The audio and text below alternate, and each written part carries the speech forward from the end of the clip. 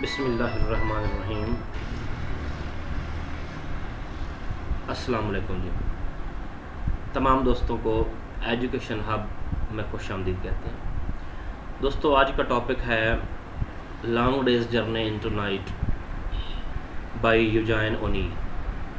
Long day's journey into night इस play को आज हम डिस्कस करने जा रहे हैं और मेरी पिछली वीडियोस की तरह बड़ी एप्रिसिएशन जो है ना मुझे मासूल हुई है, तो मैं कोशिश करता हूँ इसको भी थोड़ा सा उर्दू में ही आपको ट्रांसलेट करके आपको उर्दू में ही इसकी थोड़ी स्टोरी बताऊँगा, जिस तरह आपको समझने में जो है ना वो आसानी रह सके।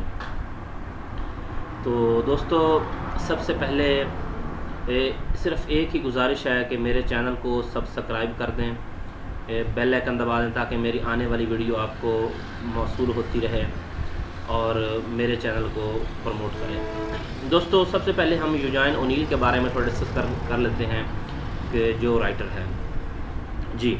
यूजाइन ओनील जो है ना, इसके वालिद का नाम जेम्स ओनील था, जेम्स ओनील, और इसकी जो वालदा है उसका नाम था मैरी एलन।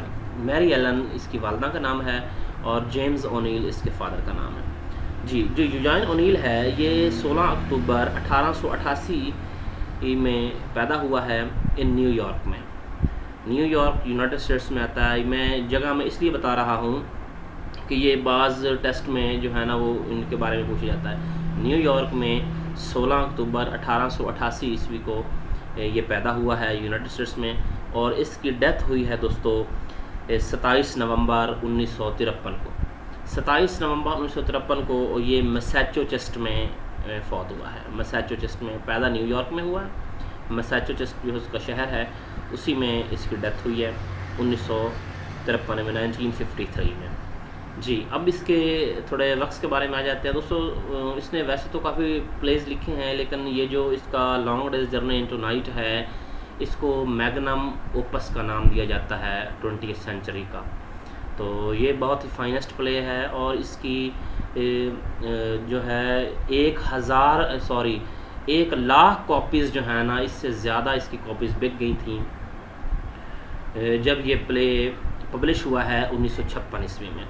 अच्छा, ये सवाल भी आता है कि ये प्ले कब पब्लिश हुआ है। ये 1956 में पब्लिश हुआ है और इस प्ले को छापने वाली जो है, पब्लिश करने वाली यूनिवर्सिटी थी येल यूनिवर्सिटी प्रेस जो है ना, Yale YALE Yale university press ने इसको पब्लिश किया है। इसके साथ दोस्तों यूजाइन ओनील के थोड़े सी लाइफ के बारे में भी आपको बताता चलूँ कि यूजाइन ओनील जो है ना उसकी 3 शादियाँ थी। उसने 3 शादियाँ की हैं। सबसे पहली शादी जो है, सबसे पहली शादी दोस्तों उसकी हुई है कैथलीन जेनकिन। कैथलीन जेनकिन लड़की का नाम है, जिससे उसकी शादी हुई है 1909 में और ये शादी रही है 1912 तक। इनका दौरानिया है 3 साल।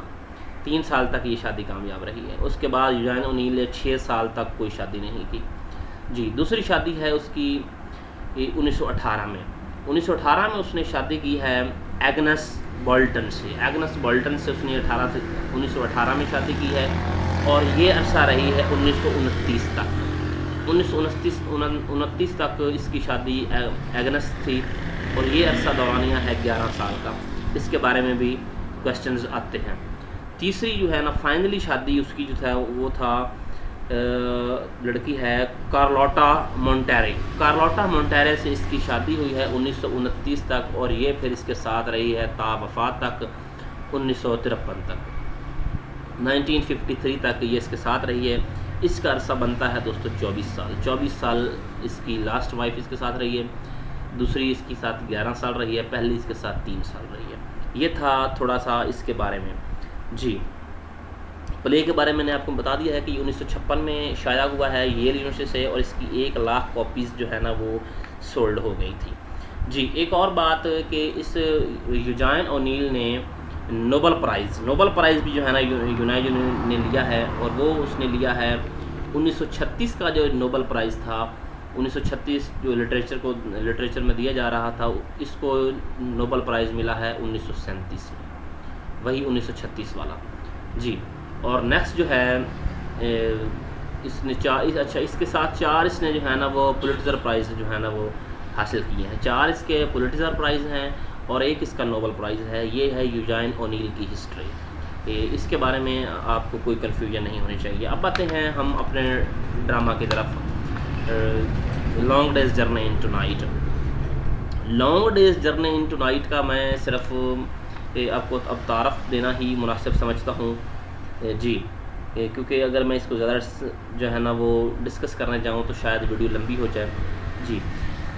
ये जेम्स टायरॉन। अच्छा, एक और बात, ये सॉरी कि जो long day's journey into night है ये एन ऑटोबायोग्राफिकल प्ले है कि ये जो इसका वालिद जेम्स था यूजाइन ओनील का, ये उसके मुकम्मल अपनी ही उसने अपनी कहानी ही इसी में बयान की है। इसलिए इसका जो मेन करैक्टर है वो है जेम्स टायरॉन की बीवी का नाम है मैरी टायरॉन। इसके 2 बेटे हैं, एक का नाम है एडमंड टायरॉन और दूसरे का नाम है जेमी टायरॉन जी।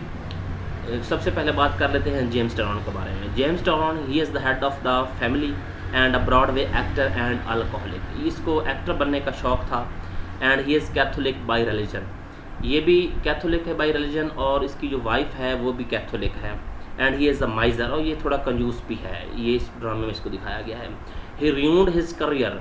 अच्छा, इसमें एक और बात है, जेम्स टायरॉन ने अपना करियर रियून्ड किया जब उसने एक अपना रोल कमर्शियल सक्सेस के लिए बेच दिया। इसका करियर जो है ना इसलिए रियून्ड हो गया। उसके बाद बात कर लेते हैं इसकी बीवी की, मैरी टायरॉन जो है ना ये शुरू से ही बचपन से ही एक नन बनना चाहती थी, एक राहिबा बनना चाहती थी जब ये स्कूल में थी। अब प्ले में हमने देखा है कि वो ड्रग ले रही है, मॉर्फिन, इसका नाम है मॉर्फिन ड्रग ले रही है और यही ड्रग इसकी तबाही की वजह बन रही है जी। अब दूसरा है इसका बेटा एडमंड टायरॉन की उम्र 23 साल है और ये राइटर बनना चाहता है और एडमंड टायरॉन जो है ना इसको ट्यूबरकुलोसिस भी है, ये कंजप्शन में है और इसकी वालदा ये बात मानने को तैयार नहीं, हालांकि इसके जो मेडिकल टेस्ट हुए थे उसमें इसको ट्यूबरकुलोसिस बताई गई। ये मैं आपको सारा प्ले के बारे में बता रहा हूँ कि प्ले है क्या, सिर्फ ये एक ही फैमिली के राउंड अबाउट जिन्होंने सारी स्टोरी घूम रही है। अच्छा, दूसरा जो उसका भाई है जेमी टायरॉन न्यूयॉर्क में रहा है काफ़ी अर्सा और इसने तवाइफ़ों के पीछे और शराब पीने में ही ज़िंदगी उड़ा दी। अब जब ये वापस आया तो जब भी इकट्ठे होते हैं ये आपस में लड़ते हैं। सबसे अहम बात यह है कि ये एक्शन जो है ना वो रिपीट हो रहा है, अल्कोहलिक। अच्छा, बार बार ज़्यादातर इसमें मील दिखाया गया, जब ये खाने की मेज़ पे आते हैं ये लड़ते हैं आपस में, यही इनकी वजह है। और इसका जो मेन थीम है वो पास्ट है, हर बंदा पास्ट में जाना चाहता है। मैरी टायरॉन पास्ट में जाना चाहती है, जेम्स टायरॉन जो है ना वो भी अब एक अपनी अलग दुनिया में रहता है। और अच्छा, इनको सबसे ज़्यादा खुश करने वाली बात यह है कि इनकी एक नौकरानी है, उसका नाम है कैथलीन जो है ना, she is the servant of the family, she knows the troubles of the family. उसको सारी जो है ना सूरत हाल का इल्म है। She provides comic relief in act 3 by becoming drunk. अब ये शराब पी लेती है एक्ट 3 में, तो इनको ये थोड़ा सा महसूस करती है, लुत्फ़अंदोज़ करती है ताकि ये लोग हंस लें, क्योंकि ये लोग सारा साल ही मुसीबत में रहते हैं, जब भी ये इकट्ठे होते हैं आपस में लड़ते हैं। और सबसे अहम बात दोस्तों जो मैं ये बताना चाह रहा हूँ कि जो इस प्ले का थीम है वो है पास्ट, रेफ्यूजी एंड बर्डन। अच्छा, इसमें एक फारगिवनेस का भी थीम आता है, जब इसका बेटा एडमंड अपने वालिद को माफ़ कर देता है कि आपने मेरे साथ क्या किया है जी। दोस्तों ये प्ले सेट होता है जेम्स टायरॉन की समर हाउस में 1912 में, अगस्त में जाके ये जो है ना सेट होता है। और इस प्ले को जो है ना मैग्नम ओपस का नाम भी दिया गया है, मैंने ये आपको बता दिया है। ये थोड़ी सी मुख्तसर स्टोरी है, मैंने आपको बताई है। और आखिरी बात, जो टाइटल है long day's journey into night is literally that a very long day that eventually fades into night। एक मुकम्मल तारीख दिन जो एक रात में डूबने वाला है। तो दोस्तों ये रोशनी से ये अंधेरे की तरफ जा रहे हैं, यानी कि इनकी हालत वैसी की वैसी ही है। पहले मैरी ड्रग छोड़ गई थी, फिर मैरी ने ड्रग स्टार्ट कर दिया, जेम्स का कोई काम नहीं बना, जेम्स टायरॉन का। इसी तरह इनका ये टाइटल जो है ना ये सजेस्ट करता है हमें